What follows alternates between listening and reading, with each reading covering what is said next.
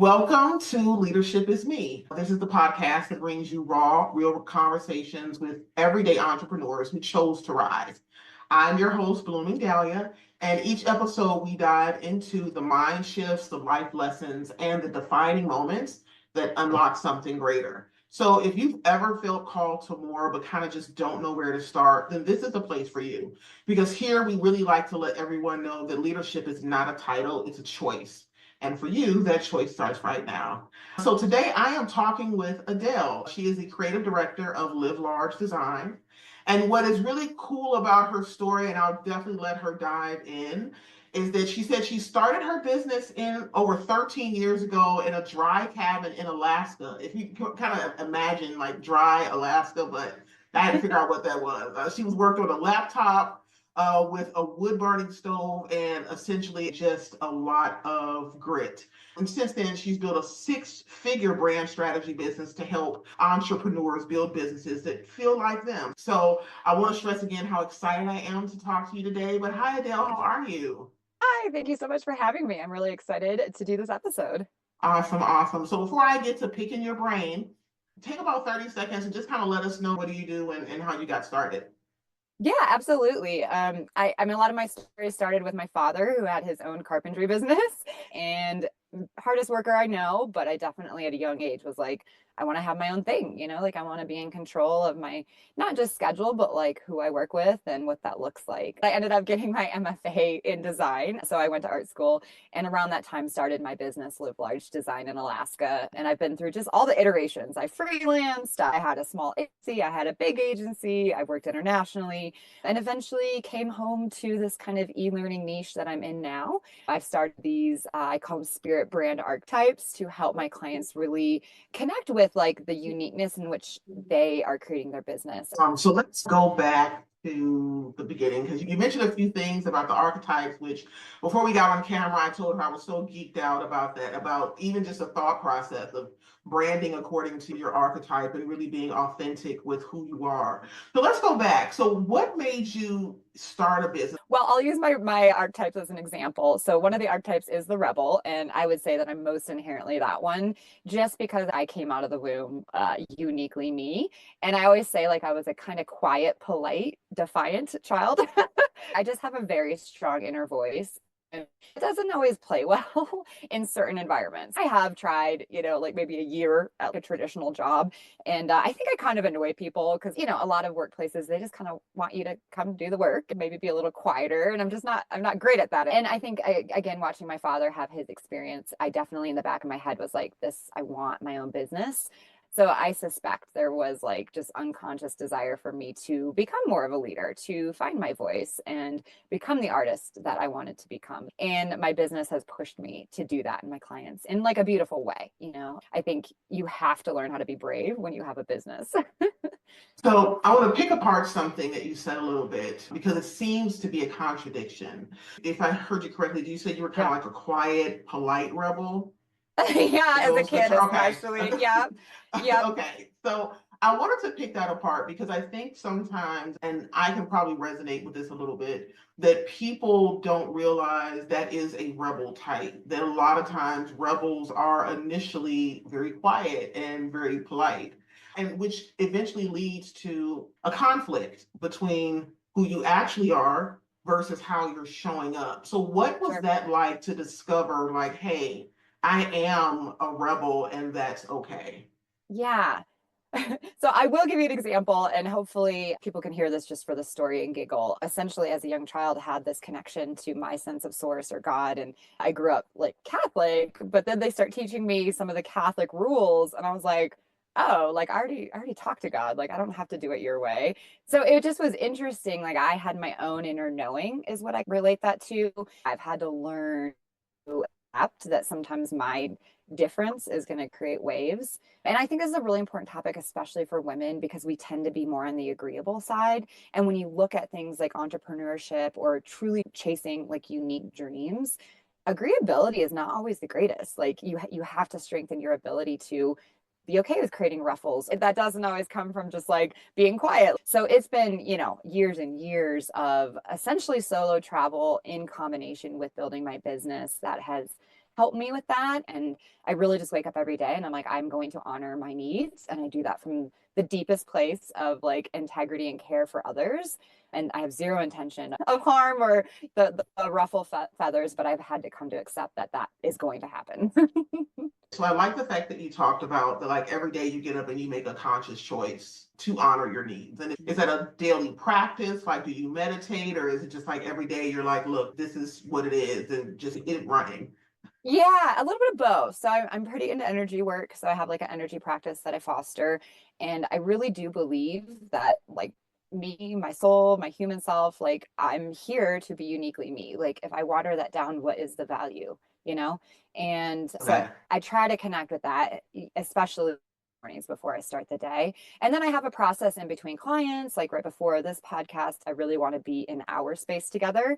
And then afterwards, I have another practice where I kind of move back into my own energy. And so that's been really fun to play with.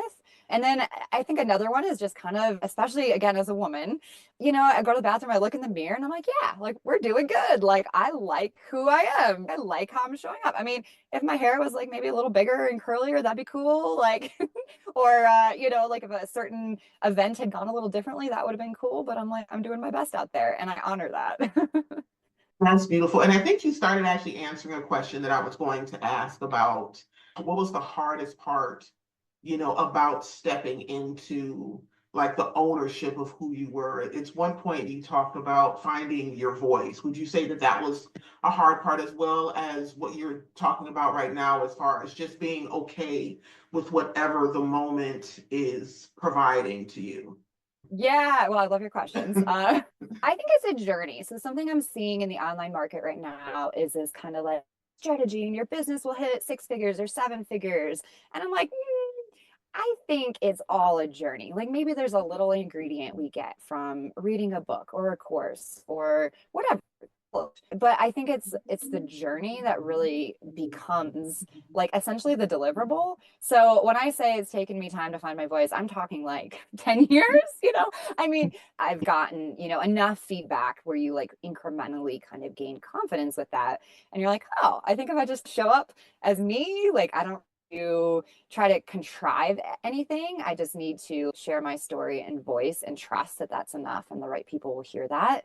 And I think we're braver for others sometimes than we even are for ourselves. And I'm like, if I help one young woman be like, oh, I'm going to go drive across country, like that makes me super happy. Isn't it amazing how we can look at other people's journeys, especially the ones that are like really tough, and find such inspiration, but then look at our tough journey and beat ourselves up about it? So, how do you find the pride in those moments, even the ones that did not shine? How are you secure in that journey? And then how do you translate that to your clients? Yeah, such good questions. I think being born a woman is just like perfect for me in this life because I think that brings in like unique things to the table. So when I first got to Bali, this would have been like 2017, and there was two really interesting experiences I had. The first one is I'm at the beach with, a local Indonesian guy, and he's like, I didn't really get it. Like the white women are all out there tanning, and the Asian women are all out there like with sunscreen and hats and under the umbrella. And I'm like, you're right. Like that's really it's bizarre. Like we're all trying to swap, And I'm like, I'd love if we could just embrace ourselves. And I know it sounds like a really stupid story, but I think it's like these little incremental, just like acceptances of ourselves and our nature and just not trying to force something else. And then the other story, which is like kind of my favorite, is we went out to live music and this woman walked in and she's like gorgeous and has this like beautiful, like the voluptuous hair. And at the time, my hair was short, and you're wearing helmets on a motorbike, and it just wasn't doing well. And so I'm like kind of admiring her hair throughout the night and just lovingly, I kid you not, this woman at the end of the night walks up to me and she like grabs my hair and she's like, you have the most beautiful hair. And then she just walks away. And I'm like, did that happen? And it was this other experience of like, we all have like beautiful aspects of ourselves. And I think if we can choose to see that in ourselves, instead of desiring something else, like maybe that just brings like peace and acceptance and lets me work on other things in life. I think you know what I mean. Hopefully.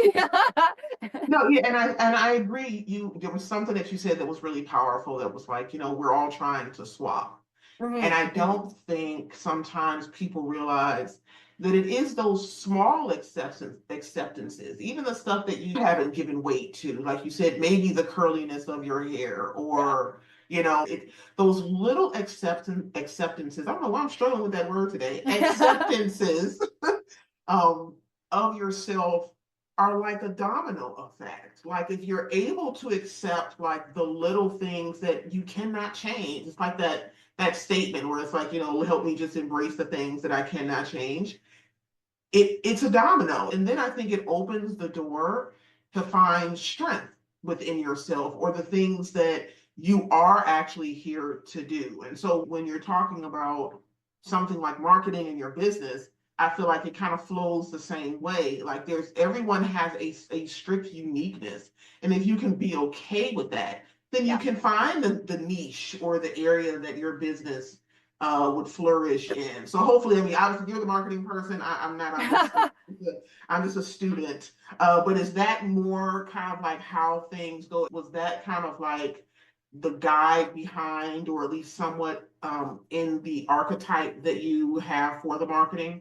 Absolutely. And thank you for making that bridge. I think you did it beautifully. So, it might sound funny to talk about like, looks or appearance, but I think that's the gateway to like our self-acceptance, especially as women. And what I've discovered, and I think, Brene Brown like proved this and, Oh, like we we love are her. oh my God, like who would I be without her?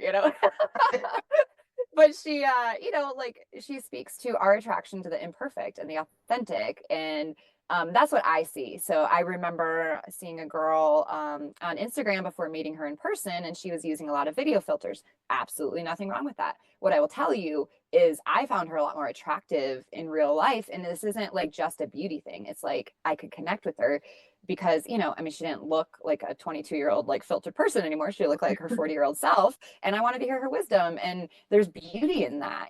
I don't know, like there's just something there. And so yes, in marketing I see the exact same thing. It's like you can take a cookie cutter strategy and say, here you go, this worked for me, I built my 7-figure business. Well, cool, but does everybody want to be an influencer? Like that's not how I'm going to build my business. I build it more through storytelling, and it's a different texture.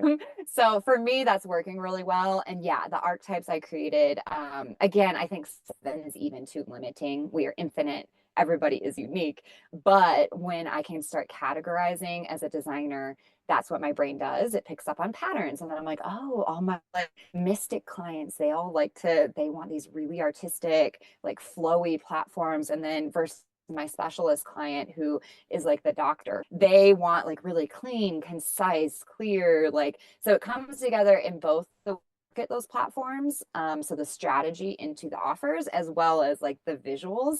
And that's what I'm really excited about. So talk to me about support systems, Yeah. right? For a lot of people, especially either solopreneurs or individuals that are really just trying to find that source within themselves, they may not have a support system. So did you have a support system? And if not, what or even if you did, what other things outside of that did you lean on to find the courage to step out and just go ahead with this?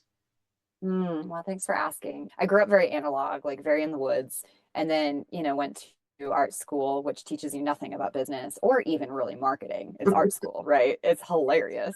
So of course I love what I do, but I'm innately an artist. So I had to go through this friction point as well of learning marketing. And then because I work with clients, a lot of the time I'm behind the scenes, which I was very comfortable with. So I love working for a client and I can go out and like shout off the rooftop for other people, but I've really had to learn that for myself. And so I'm kind of just honestly in the past few years coming into my own with all of that, if I'm truthful. So Mm. support system, I grew up with a dream to move to Alaska since I was 3, and I had this crazy uncle, and I don't even know how many times he said it, but he just was the voice in my head that was like, "You're gonna do it," and that's all I clung to, and I did. I drove to Alaska on my own at 23 before I had a cell phone with just a good old fashioned map. And there was a lot of doubt, I remember. And that was really interesting to me. But I really just hung on to those voices that meant something to me. And for me, this is a little bit intense, but I was like, I die or I go to Alaska. So I think when our dreams are grounded enough in us, we will move through anything for them. And, even if something bad happened, I'd be like, I knew that I made that choice from a place of clarity. But yeah, I think we have to foster a lot of like individual tenacity, honestly. So what I'm hearing is, one is the fear of the unknown. I think a lot of people get stuck there. I resonate because I moved from Ohio to Texas blind. Like you say, you just got on the road, and it was Yeah. just something within me that was just like, yeah, I need to go. And I need to go now, and I cannot stay. And I think it's powerful for people to figure out, like, what is that thing in you that you're just not willing to risk. Yeah. But finding that something in you that is that non-negotiable, I think is very key to making that first step. Another thing that holds people back a lot of times, and again, and I can even apply this to your travels to Alaska, is the financial burden that Hmm. potentially is attached to it. How am I going to pay for XYZ? Like, Hmm. what if I fail? What is a side hustle? Like, I have a 9 to 5. How did you work through those insecurities, if they were insecurities for Yeah. you? I would say money's always been like a role in my life and, kind of concern of enough. I would say that, especially then. It was really hard, like I would get gas and I'd save the little receipt and I'd shove it in this little pocket in the truck. And I was like, I'll count it when I get to Alaska. And I never did. I left it there until I sold the truck. And now they were all faded. So I think for me, moving to Alaska was like so innately spiritual. I was like, there's no way I'm not getting there. Might be a little stupid. Okay. So, like, this is not advice I'm giving. I have my own money story. And so part of mine has been I can do anything I want, regardless of the money I have. I've had to work on like my own understanding of like, let's bank some money. That sounds nice. Some security. So, and at the time moving to Alaska, I dog mushed. So you're not getting paid. You're working for free, but they feed you. And I just was like, this is so my journey that nothing else matters. Again, is that the smartest? I'm not sure. I had 20 years of mental prep to do this trip of like daydreaming. I always encourage people, like, if they're looking to go remote and they have a 9 to 5, it's like, why not utilize that 9 to 5, keep your health insurance for a period, bank some money, and then you can work nights building up your business. Or I think there's smarter ways to do it than I did. I mean, everything, even down to my truck. I drove a 2-wheel drive manual truck up there. I self-made a little trailer and I didn't even get a hitch. I just got like a ball and I put the trailer on the hitch. I'm like, here I go. Like, wow. So, I love that but I love that again. It's like this is a non-negotiable. But I think what it shows, or what I'm hoping people get out of that, is that if you have a will, there's a way. And yeah. sometimes that is not the prettiest. Actually, most of the time, it is not the prettiest, and you'll look back on it like, what the hell?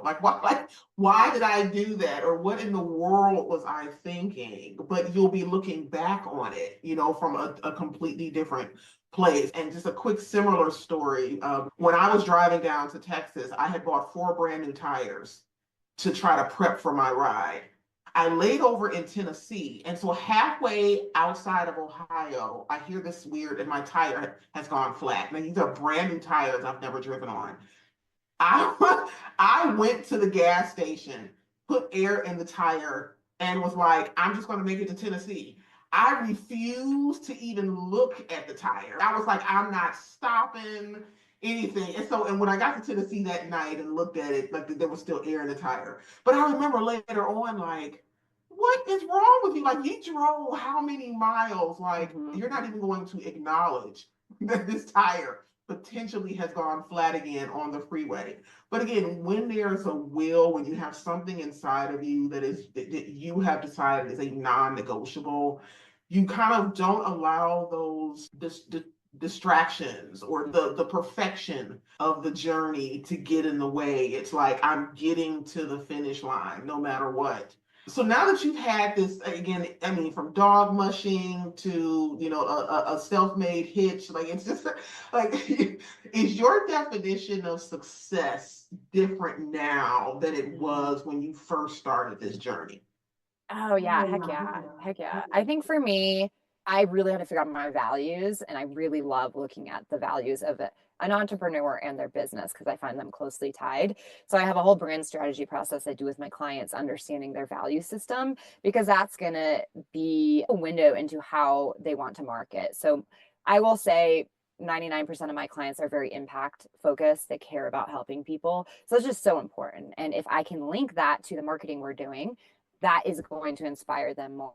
But what I discovered for me, these are not going to surprise you, but my number one is growth. So, like, even if it's heartbreaking to leave or to do something different, growth inspires me. It's what I'm here to do. So I will always choose that over not taking the growth opportunity. Again, does that always lead me down like the rainbow path? Absolutely not, because we learn the most through challenge.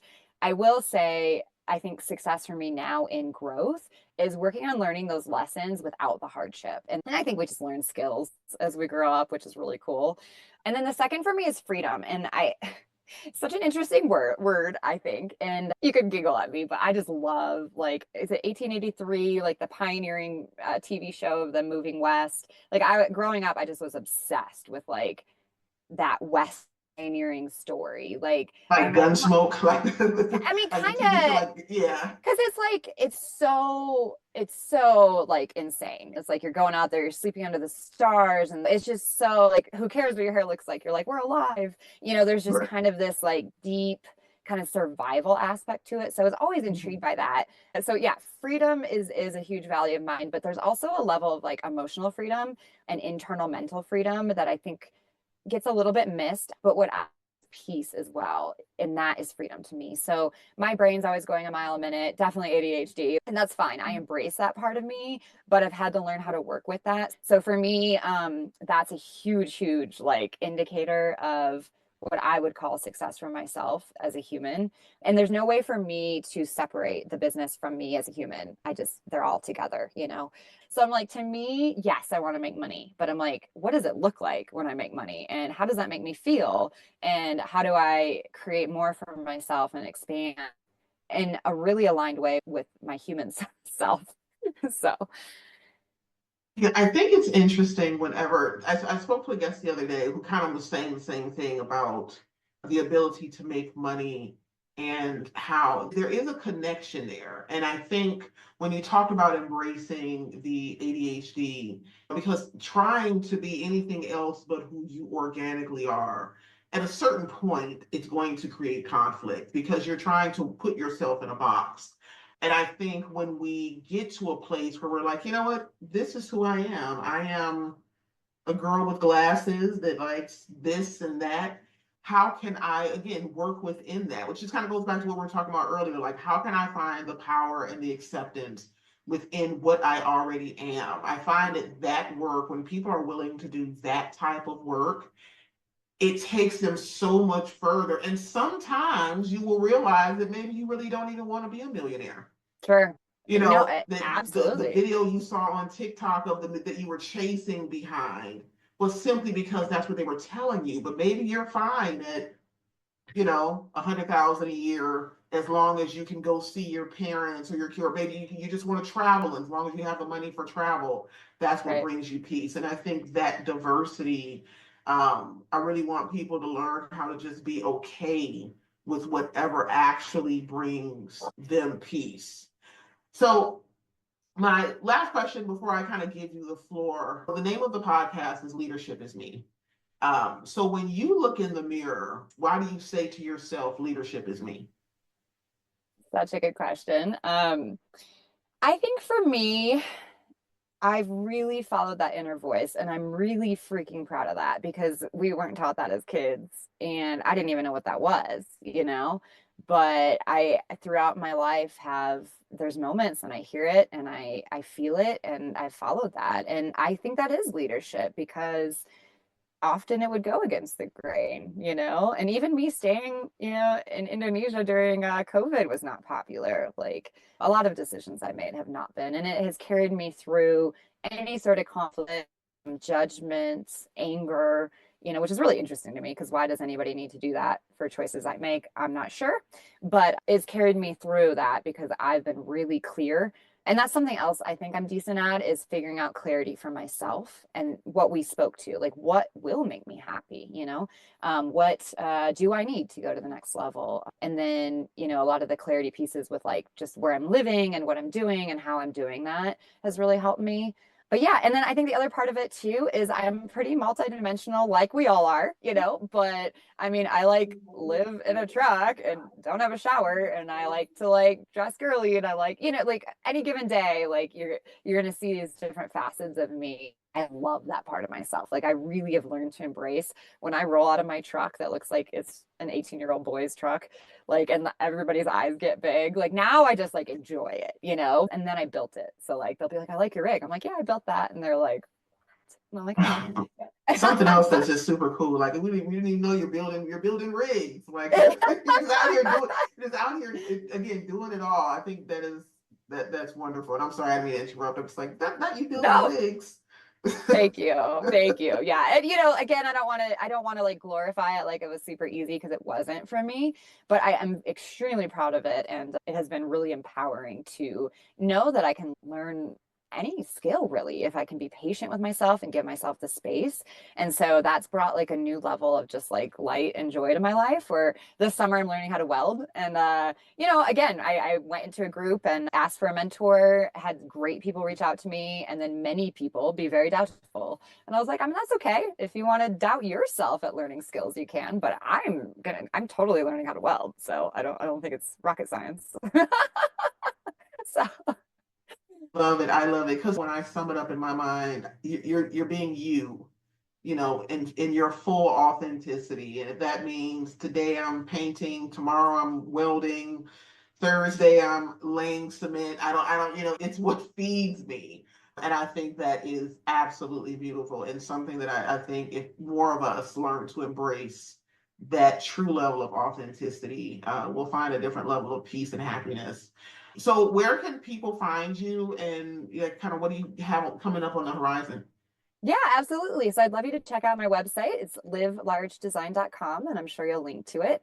So that's like my branding website build side of my world, my creative agency. And I would be most excited if people will just go check out the Spirit Brand Archetype quiz and give me feedback, take the quiz, see if it aligns. There's some really cool like blueprints pieces that you get if you take the quiz in this. It's essentially launching right now. So you're on the onset of it. And there will continue to be some like really cool follow-up with that, because then I can speak to you from your archetype, which I think is that just makes me really happy.